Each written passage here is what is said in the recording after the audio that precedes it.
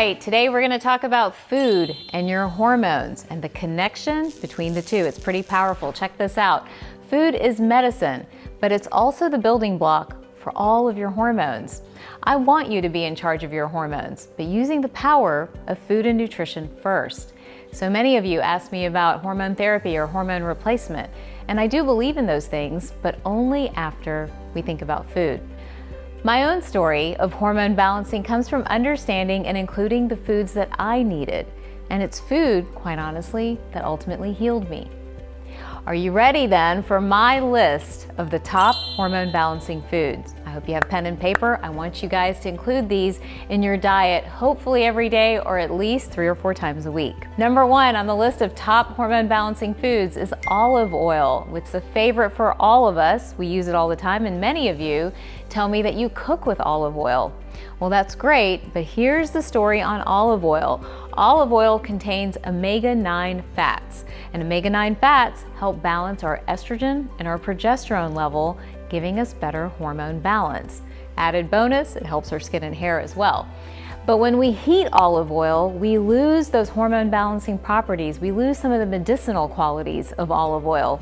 So instead of cooking with it, how about sprinkling it on your favorite salad or your veggies or your toast, and try to get in about a tablespoon every single day. When I was going through my issues, I used to do that religiously every day for about 90 days or so, and it truly made a difference. Next is another one of my personal favorites. It's avocados. We love avocados for all the healthy fat. This time, the fat is medium chain triglycerides. That's a mouthful, better known as MCTs. But this is what those MCTs can do. They help balance insulin levels.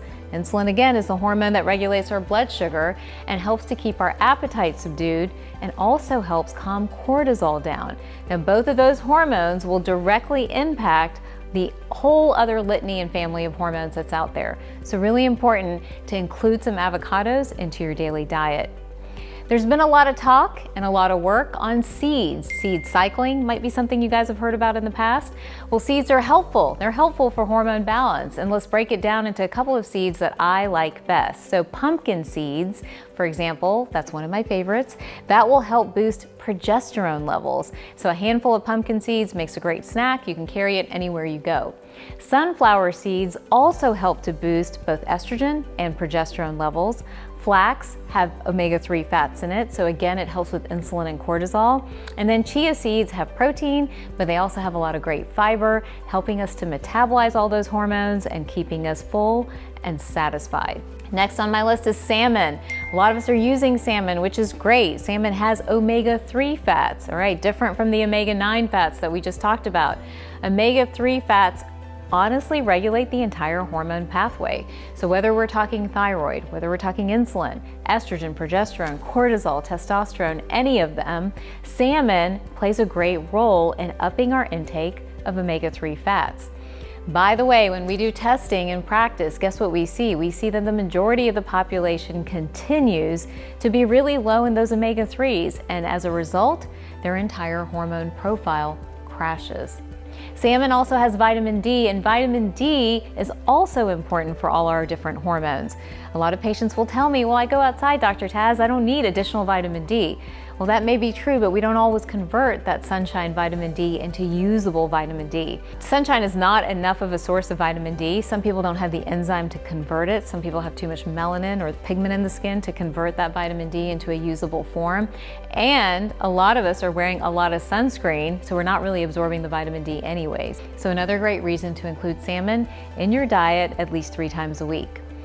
Almonds are a go-to for me. I carry them everywhere. They're in every bag because I travel and I always don't want to be caught hungry. So almonds, about 7 to 10 almonds give you about 10 grams of protein, but they also give you those omega-3 fats again. So it's another carry food that you can have to take with you wherever you go so that you don't get hungry, but at the same time you're balancing your hormones and you don't even realize it.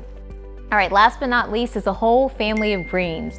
And every green has a different nutrient quality and a nutrient property, but almost all of them help our hormones. And here's the reason why. They all have antioxidants, they all have a lot of great fiber in them, they improve things like, another big word, oxidative stress, that can help balance our hormones overall. Some of my favorite greens, though, maybe just when we're thinking about hormones, are going to be things like broccoli. Broccoli has indole-3 carbinol in it. Indole-3 carbinol breaks estrogen down. It takes it from point A to point B and then helps the body metabolize it.